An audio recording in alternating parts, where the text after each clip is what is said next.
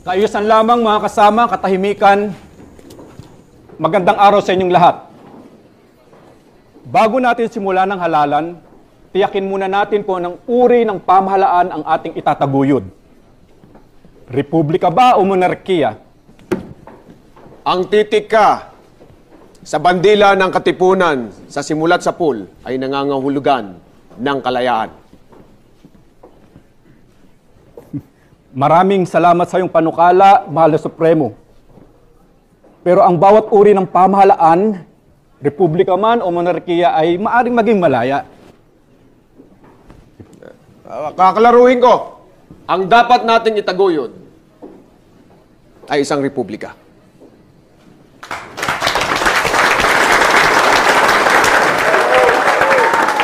Magsisimula na tayo. Maghahalal tayo ng mga opisyales para mamuno sa pamahalaang panghimagsikan. Hilingin ko lamang sa inyo na naway tanggapin ninyo ng masugid at igalang ang sinumang mahahalal na pinuno sa pamahalaang ito. Magsisimula tayong mamili ng isang pangulo. Sandali lamang. Hindi ba't napagkasunduan na natin na ang Supremo ang siyang ating gagawing pangulo? Ipinapayo ko sa inyo na ideklara ngayon din bilang presidente ang Supremo Andres Bonifacio. At pagkatapos na isa ka na lamang tayong magnominado ng Vice Presidente. Ang napag-usapan natin ay gawing formal at opisyal ang paghalal sa Supremo. Kinakailangan natin ng formal na halalan. May katwiran si Ginoong Terona. Kailangan nating mamili ng mga nominado. Kung gayon, inonominado ko si Supremo Andres Bonifacio para sa pagka-presidente. Inonominado ko si Ginoong Mariano Trias. Ninonomin ako si Ginoong Emilio Aguinaldo sa pagka-presidente.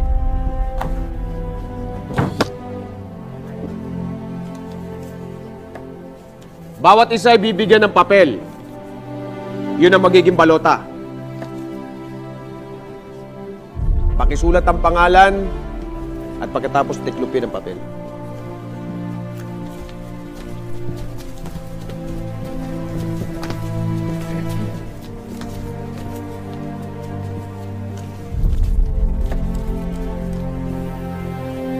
Aguinaldo.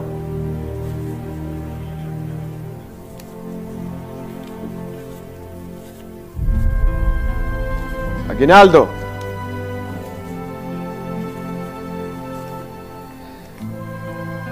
Bonifacio. Trias. Aguinaldo. Bonifacio. Aguinaldo.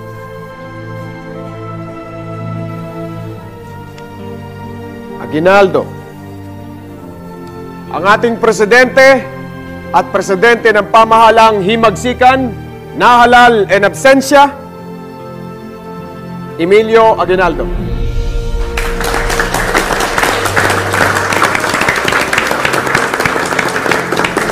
Huwag naman itong sasayangin ng mga bala!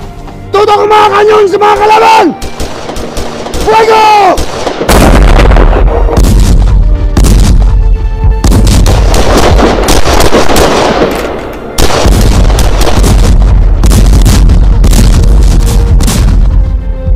Ngayong may Pangulo na tayo, gawin naman nating Vice Presidente bilang parangal sa Supremo. Ang Supremo! Formal at opisyal, senyor. Formal at opisyal. Kung gayon, inonominado ko si Supremo Andres Bonifacio para sa pagka-Vice Presidente. Nais kong inomina ang aking butihing ama, walang iba kundi si Ginoong Mariano Alvarez.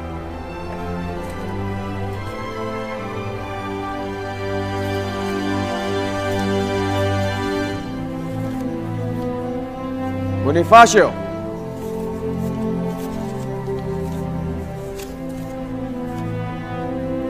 Bonifacio. Trias. Alvarez. Trias. De las Alas. Trias. Mga Ginoo, ang ating Vice Presidente ay si Mariano Trias.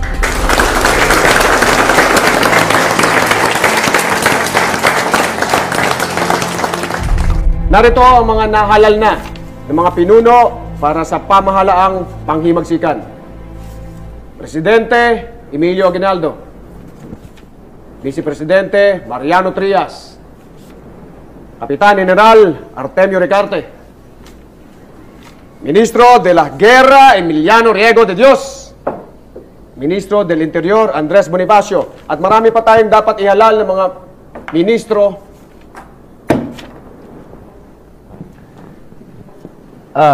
Hindi ko po nais na mang-insulto.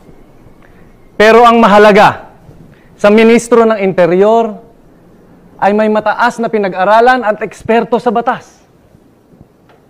Hindi po ba na hindi naman karapat-dapat si Don Andres Bonifacio dahil inaamin naman niya na siya ay walang mataas na pinag-aralan? Bakit hindi natin piliin si Jose del Rosario na siyang tunay na mambabatas? Sandali lang.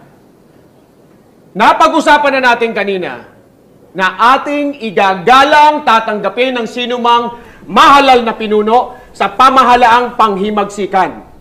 Nang ako na ang nahalal bilang pinuno ng isang pinakamaliit na posisyon sa kabinete, nagpo-protesta ka pa! Hayop ka! Ano ba gusto mo? Ha? Tama niyo ako! Ano ba gusto mo? Ano ba? Ha? Paalaala lang, Andres!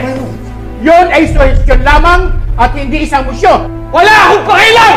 Hayop ka! Magdolo tayo! Supremo! Patawan niyo ako! Ano malak mo? Bilang pinuno ng halalang ito, dinedeklara ko na walang saysay at walang bisa ang halalang ito.